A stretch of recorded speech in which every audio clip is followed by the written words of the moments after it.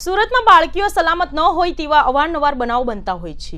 ત્યારે વધુ એક બનાવ સિંગણપુર વિસ્તારમાં સામે આવ્યો છે, જેમાં રસ્તા પર જઈ રહેલી ધોરણ 4ની વિદ્યાર્થીની સાથે રસ્તા પરથી પસાર થઈ રહેલા શ્રમજીવી જેવા દેખાતા હવસખોરે અડપલા કર્યા હતા।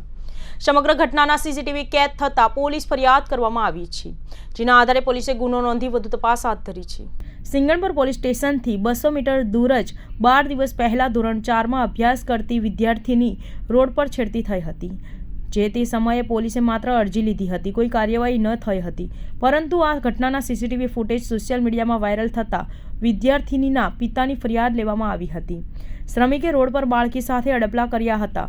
સિંગણપુર પોલીસે જે તે સમયે કોઈ કાર્યવાહી નહોતી કરી, પરંતુ સીસીટીવી વાયરલ થતાં પોલીસ દ્વારા કાર્યવાહી કરવામાં આવી હતી, જેમાં 2 વ્યક્તિ સામે ગુનો નોંધવામાં આવ્યો છે, જેના આધારે આગામી દિવસોમાં આ હવસખોરોને ઝડપી લઈને કાર્યવાહી કરવામાં આવશે। જોકે જાહેરમાં આ પ્રકારે થયેલી છેડતીને લઈને કાયદા વ્યવસ્થાનો ડર લોકોમાં ન રહ્યો હોય તેવું સામે આવી રહ્યું છે।